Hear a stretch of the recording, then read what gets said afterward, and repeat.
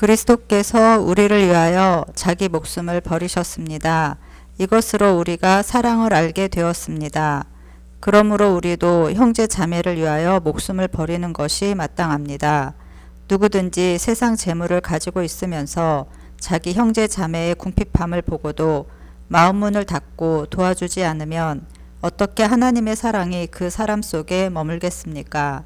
자녀되니 여러분, 우리는 말이나 혀로 사랑하지 말고 행동과 진실함으로 사랑합시다. 이렇게 함으로써 우리는 우리가 진리에서 났음을 알게 될 것입니다. 또 우리는 하나님 앞에서 확신을 가지게 될 것입니다. 우리가 마음의 가책을 받는다 하더라도 우리는 그러한 확신을 가지게 될 것입니다. 하나님은 우리 마음보다 크신 분이시고 또 모든 것을 알고 계시기 때문입니다. 사랑하는 여러분, 우리가 마음의 가책을 받지 않으면 우리는 하나님 앞에서 담대함을 가지고 있는 것이요. 아멘. 우리가 살아가면서 자주 듣는 말 가운데 하나가 사랑하라는 그런 말일 겁니다. 설교 시간에도 많이 듣고요. 평소에도 아마 많이 듣는 말 가운데 하나입니다. 그런데 우리는 자주 사랑하는데 실패를 하지요. 우리가 함께 읽은 요한일서 3장은 바로 이 사랑에 대해서 이야기를 합니다. 사랑하면 떠오르는 것은 따뜻한 그런 느낌들이죠. 안전하고 서로 뭔가 연결되어 있다라는 감상적인 그런 느낌을 하게 됩니다.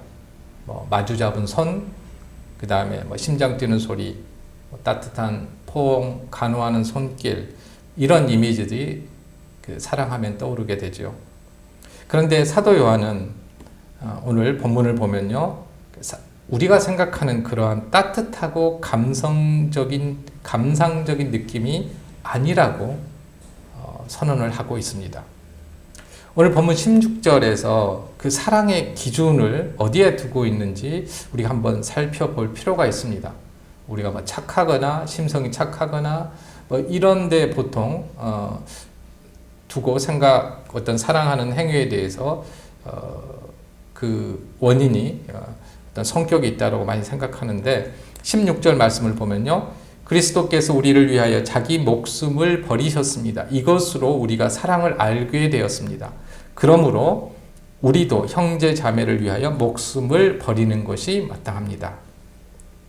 사도 요한은 이 사랑의 기준을 분명하게 말하고 있는데요, 바로 예수 그리스도의 십자가입니다. 머리로는 알고 있는데 이 말씀의 근거에서 우리가 사랑을 해야 된다고 생각하면 굉장히 마음 무거운 그런 명령입니다.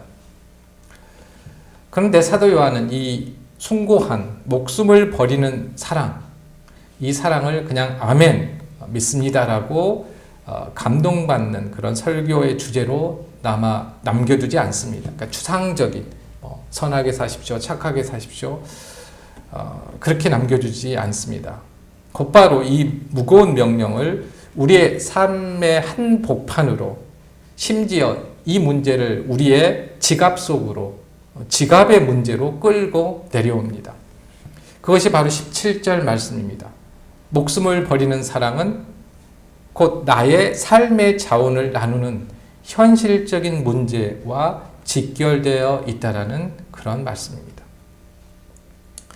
그런데 현실에서는 이 명령에 우리는 따르는데 자주 실패를 하지요.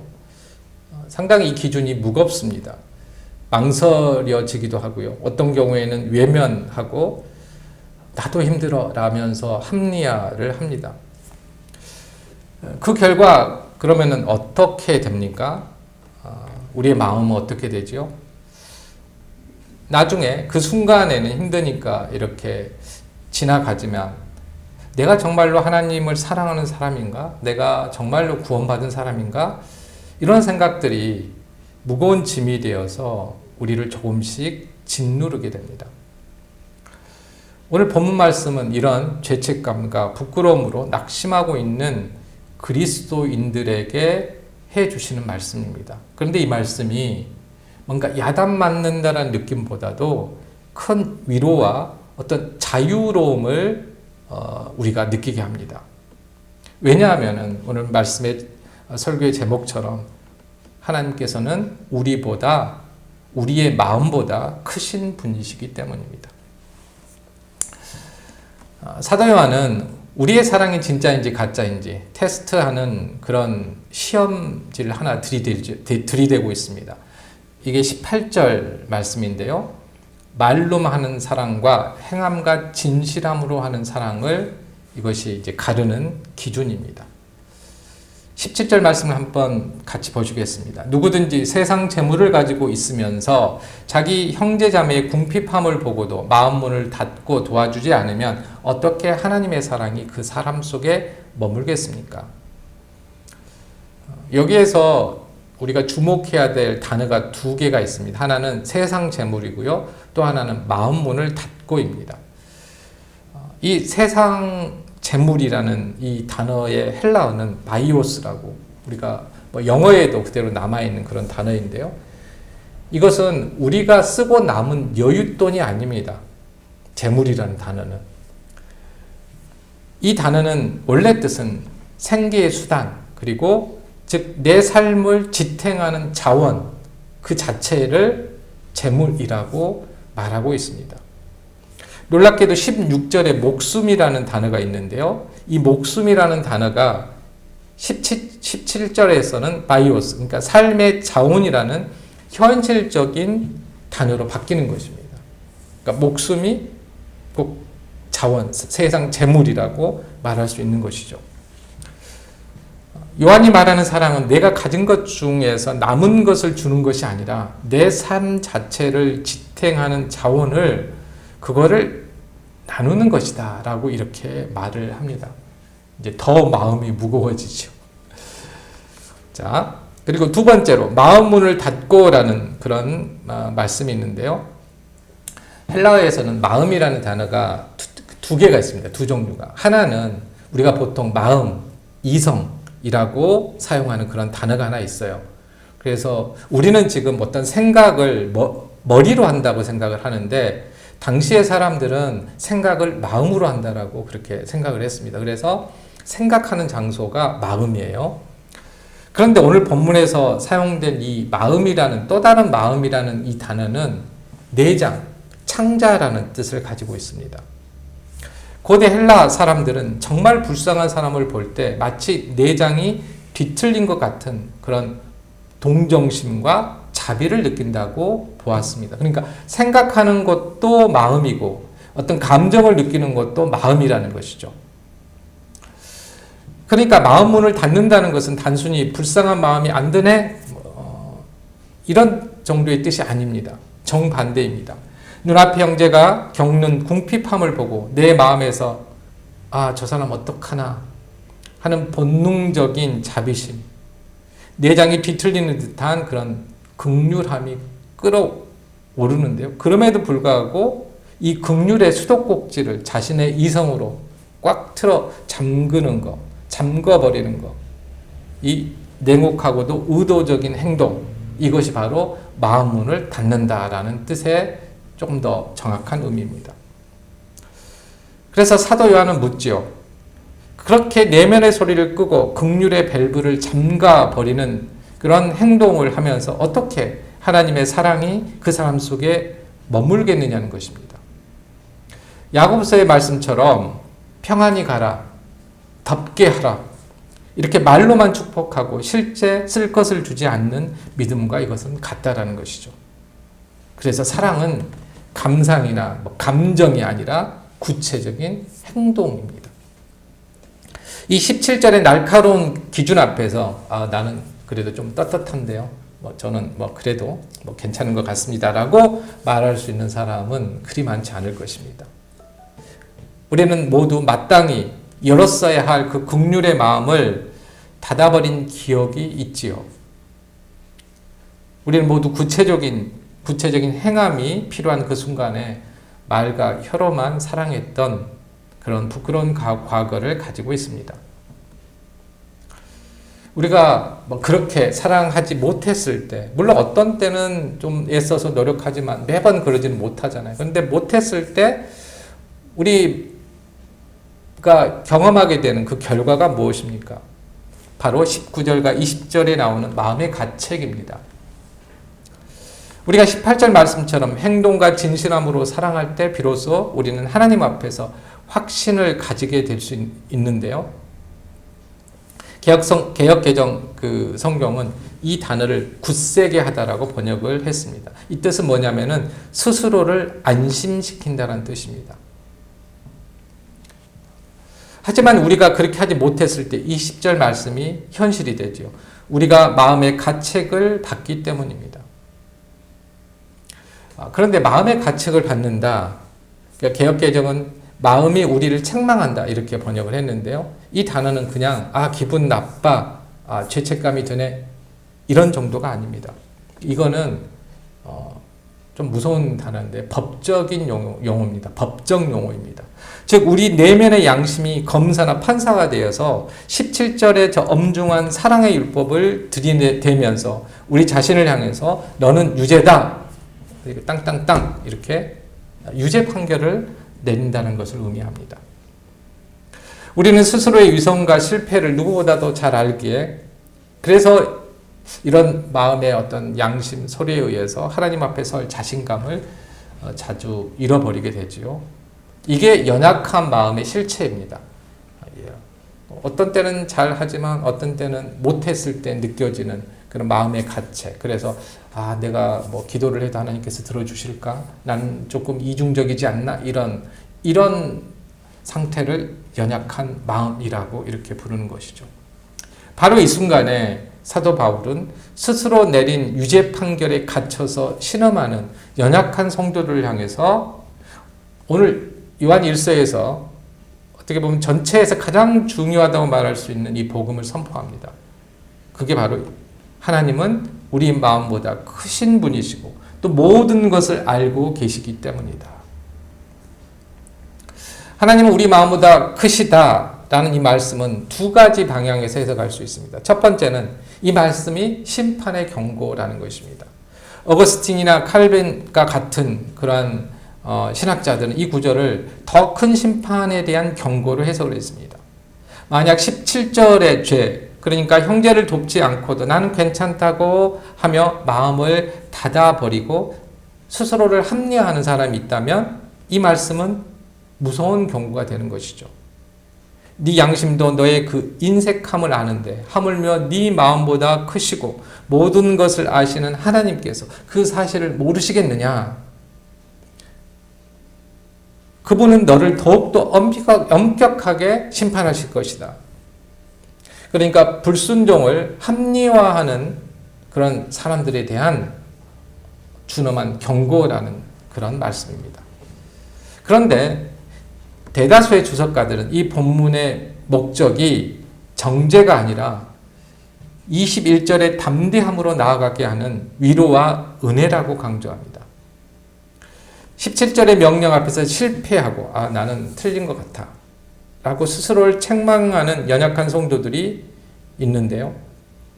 또는 사랑을 실천하고도 이거로는 부족해 라며 스스로를 괴롭히는 어떻게 보면은 불법적인 죄책감입니다. 이거는 합법적인 죄책감이 아니라 정당한 죄책감이 아니라 불법적인 죄책감 그리고 과민한 양심. 그러니까 양심은 중요한데 지나치게 과민한 거죠. 도를 넘어서. 이런 데 시달리는 성도들이 있지요. 그러니까 너무나 스스로 양심의 가책에 민감하다는 것을 신앙심이 깊은 것으로 생각하는 사람이 있다는 것입니다. 근데 그게 아닙니다. 왜냐하면 하나님께서는 그렇게 말씀하지 않으시기 때문입니다. 바로 이렇게 연약하고 책망하는 마음을 향해서 사도 요한은 이렇게 외치죠. 여러분, 하나님은 그런 연약한 마음보다 훨씬 크신 분이십니다. 여기서 이 크다라는 의미가 뭘까요? 하나님이 2m가 넘는다, 키가 크다 그런 의미는 아닙니다. 두 가지. 자비로우신데 전능하신 분이다 라는 뜻입니다. 자비로우시면서도 전능하신. 그러니까 하나님께서 우리에게 자비를 베푸신데 우리와 같은 어떤 제한된 시각이 아니라 모든 것을 아시고 자비를 베푸신다는 것이죠. 우리를 책망하는 우리의 마음을 한번 생각해 보면요. 굉장히 제한된 정보를 가지고 우리를 책망합니다. 즉, 우리 스스로를 성찰할 때 내가 실패한 행동, 내가 인색했던 순간, 나의 부족함만을 보게 되는 것이죠, 우리는. 하지만 우리 마음보다 크신 하나님은 모든 것을 아십니다. 뭘 아실까요? 우리가 실패했던 그 행동, 우리는 그것만 보는데 그 이상을 하나님께서는 아신다는 것입니다. 17절에서 실패한 그것만 아시는 게 아닙니다. 그 실패 때문에 우리가 지금 얼마나 마음 아파하며 스스로를 책망하는지를 아십니다. 그리고 이럼에도 불구하고 우리가 여전히 주님을 사랑하려고 애쓰는 우리의 중심을 아십니다. 우리의 회개를 아시고 우리를 향한 그분의 변함없는 또한 언약과 자비를 모두 아십니다. 그래서 비유를 하자면 우리의 마음은 일심법원과 같습니다. 일심법원과 같습니다. 나의 실패라는 하나의 증거만을 보고 우리에게 스스로가 유죄를 선고합니다. 그런데 하나님은 대법원과 같습니다. 그분은 모든 증거, 나의 실패 물론 들어가죠. 하지만 여기에 대한 그리스도의 변호, 그리스도께서 우리를 위해서 변호하신다고 말씀하셨잖아요. 우리의 변호. 그리고 나의 죄와 더불어 나를 향한 하나님의 자비하심. 이 모든 것을 다 고려하시고 우리 마음이 우리에게 내린 그 편협한 유죄 판결을 기각하시고 우리를 품어주신다는 것입니다. 이것이 바로 우리 마음보다 크신 하나님의 은혜입니다. 우리가 스스로를 책망하는 마음, 이것을 마음을 향한 하나님의 이 더 크신 은혜를 우리가 받아들일 때 이거를 자신의 윤리적인 기준으로 안 받아들이는 사람이 있습니다. 이게 굉장히 뭔가 신앙 있는 것처럼 생각하는데 그게 아니에요. 하나님께서 받아들이라고 하면은 받아들여야 되는 것이 바른 믿음입니다. 나의 윤리적인 기준이 아니라 하나님의 말씀이 기준입니다. 은혜를 베푸셨으니 은혜를 받아들이라고 그러잖아요. 그런데 버티는 사람들이 있어요. 윤리적으로. 자기 기준에 이것은 허용할 수 없다고. 근데 받아들이라고 말합니다. 그럴 때 21절에서 위대한 선물이 주어집니다. 사랑하는 여러분, 우리가 마음의 가책을 받지 않으면 우리는 하나님 앞에서 담대함을 가지고 있는 것이요. 여기서 마음의 가책을 받지 않는다는 것은 나는 이게 이제 죄가 하나도 없어 이런 뜻이 아닙니다. 이것은 우리의 양심이 하나님의 더 크신 은혜의 판결을 받아들여서 더 이상 스스로 정죄하지 않고 안심하게 된 상태를 말합니다. 그러니까 네가 죄가 없다가 아니라 나를 받아주셨으니까 이제 안심할 수 있다. 이렇게 되는 것을 의미하죠. 그때 우리가 얻는 것이 바로 뭐냐면은 담대함입니다. 이 원래 담대하다는 뜻은 무슨 용기 이런 것처럼 그냥 이렇게 우리가 생각할 수 있는데 본래 뜻은 모든 것을 숨김없이 말한다는 뜻입니다. 모든 것을 숨김없이 말한다.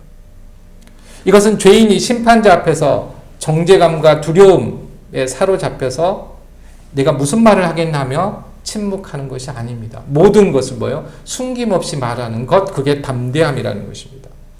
사랑받는 자녀가 아버지 앞에서 숨기는 것 없이 나의 모든 연약함과 실패까지도 솔직하고 자유롭게 고백하는 거리낌 없는 대화. 이게 담대함이자 또한 그로 인한 확신입니다. 사랑하는 성도 여러분, 17절에 다친 마음은 20절에 책망하는 마음을 낳습니다. 그리고 이 책망하는 마음은 하나님 앞에서 두려움을 낳습니다. 그러나 우리 마음보다 크신 하나님은 우리의 자책을 그분의 더 크신 은혜로 덮으십니다. 이걸 알아야 됩니다. 우리가 우리의 죄를 하나님의 은혜로, 그러니까 우리가 회개를 할 때 하나님께서 은혜로 덮으신다는 것이죠. 더 크신 은혜가 우리의 책망하는 마음을 설득하고 안심시키며 마침내 우리에게 담대함을 회복시켜 주십니다. 이 담대함은 히브리서 4장 16절의 약속. 그러므로 우리는 담대하게 은혜의 보좌로 나아갑시다. 그리하여 우리가 자비를 받고 은혜를 입어서 제때에 주시는 도움을 받도록 합시다. 말씀과 정확하게 연결이 됩니다. 사랑하는 성도 여러분, 지금 여러분의 마음이 여러분을 책망하고 있습니까? 17절의 준엄한 명령 앞에서 실패한 자신의 모습 때문에 고통스러워 하십니까? 나는 또 실패했구나 라고 주저앉아 있으십니까? 분명하게 말씀합니다. 더 이상 그런 자책감 속에 머무르지 마십시오. 오늘 선포된 말씀을 우리는 붙들어야 합니다. 하나님은 우리 마음보다 크십니다. 나의 모든 실패와 연약함을 다 아심에도 불구하고 우리를 여전히 자녀라고 불러주시는 그 더 크신 은혜의 판결 안에서 모든 자책감을 벗어던지고 은혜의 보좌 앞으로 담대히 나아가는 저와 여러분이 되시기를 주님의 이름으로 축복합니다. 기도하겠습니다.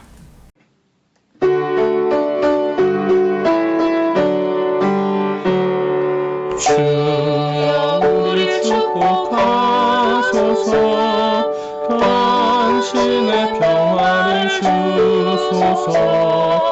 우리 위에 주의 손으로 주여 잡아주소서. 어두운 세상